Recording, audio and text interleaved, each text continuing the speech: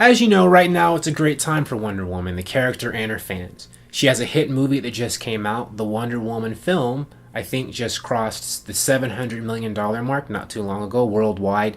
Domestically, it's made more money than any DCEU movie so far, and a lot of people didn't expect the movie to do as well as it's doing, but it's doing great. And it's kind of right now, I think we're in a little renaissance for the character, which is great. I mean, everyone already knew who Wonder Woman was. She's a household name character. She's the most prominent female superhero in comics, hands down. It's been that way for years, for decades.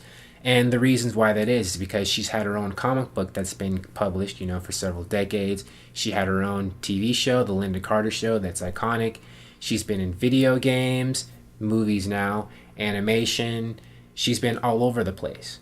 And now people are really celebrating Wonder Woman thanks to her hit movie in ways that I think maybe they haven't been, but ways that are really great for the character. But what it's also doing is it's causing more people to scrutinize her comic book adventures, I think more than they were in the past.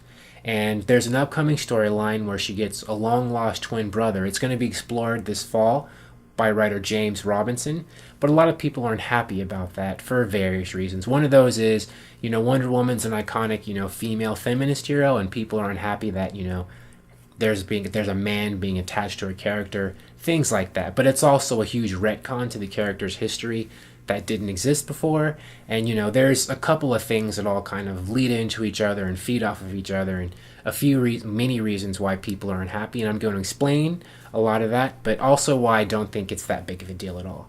But first, let's begin by talking a little bit about Wonder Woman's origin, the first one. Starting in September, writer James D. Robinson will write a Wonder Woman storyline called Children of the Gods, where Wonder Woman meets Jason, her twin brother, for the first time. Wonder Woman getting a brother is a retcon to her origin that was introduced in 2016 in Justice League 50, written by DC head honcho Jeff Johns. And now Robinson is following it up this year by exploring what was already introduced. This comes hot on the heels of another retcon in 2011 that gave Wonder Woman a biological father, Zeus, whom she didn't used to have either.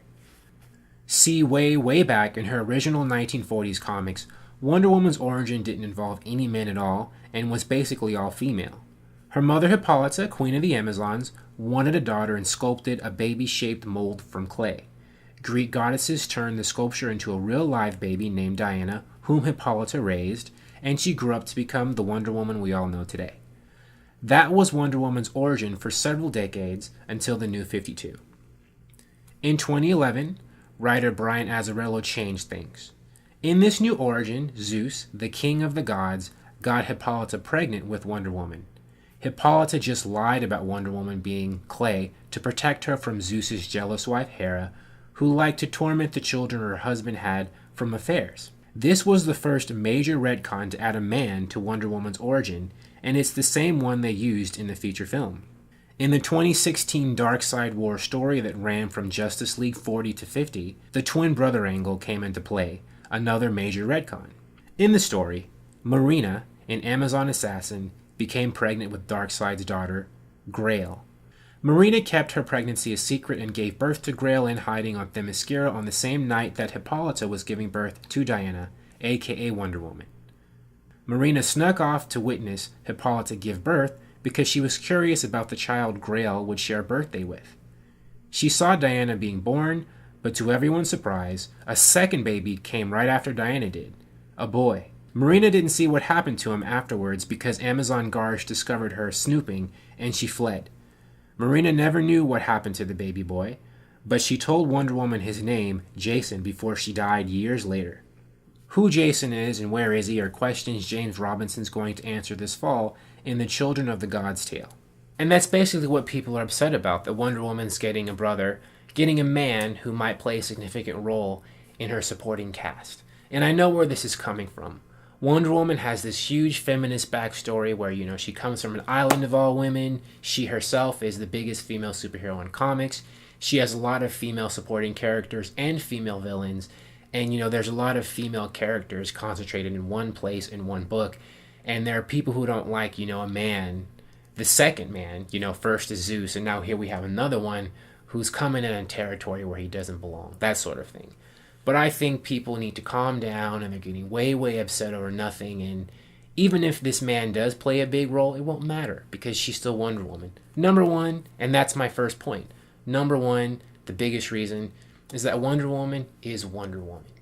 Her status as an awesome female superhero and a role model for women and men and being this, awesome person is not going to be threatened or diminished whether or not she has a male relative or if she's in a room full of all men, whatever. It doesn't matter how many men are in her comic book. She's always going to be Wonder Woman. She's always going to be fabulous. No one is going to threaten or take that away from her because that's who she is as a person. Even if you watched her movie, when she fights in World War I, all of her comrade soldiers, all the people helping her, they're all men. And she's still awesome in that movie. It doesn't matter. She's surrounded by almost nothing but men, both on the enemy side and on the supporting ally side. They're all dudes. Wonder Woman's still fantastic. She still does what she has to do. Everything is great. So, I don't think that her having a man in the comic book will matter at all. I mean, if you think about any strong women, or you yourself, I mean, they all have fathers and many of them have brothers, right? They're still great. I mean, no man is going to threaten who you are as a person because that's you, especially not if you're Wonder Woman. And it's way too early. I mean, the storyline is going to come out in September. It hasn't even been written. Nobody knows how it's going to be played out. I know that Mary Sue wrote an article basically condemning the storyline. Like, we don't need like a central male hero coming in. But no one knows whether or not Jason's going to even be a hero. He could be a villain. He could be some other character completely. In comic books, characters are usually either good guys, superheroes, bad guys, or bad guys, supervillains. Or, they're these weird supporting characters, like a Jimmy Olsen or like a Lois Lane. They're not a hero or a superhero or a villain. They're, just somebody else. And we don't know what Jason's going to be. And I think it's way too premature to call him a superhero when, we have no idea what he's going to be at all. And like I was saying, if he does turn out to be a superhero, he's not going to threaten Wonder Woman's status as a great hero. I mean, the name of the book is Wonder Woman. So no one's ever going to change that. Because Wonder Woman doesn't care what your gender is. She doesn't care if you're male or female. She'll fight for you and she'll take you into her life if she thinks you're a cool person. I mean, the character is about inclusion, not exclusion, and certainly not based on gender. I mean, it doesn't matter to her what your gender is. What only matters to her is just who you are as an individual. And I hope people don't really miss that core essence of the character. Wonder Woman is a female superhero, and she's definitely a superhero women can look up to. But she's also a superhero everyone can look up to and to celebrate and rejoice. And she was supposed to be that. I mean, she was created to be a superhero for everyone. She was a feminist, but, she's a feminist for the whole world. If you like what you saw and you want to watch more videos where I discuss movies and comic books and other awesome pop culture things, please subscribe.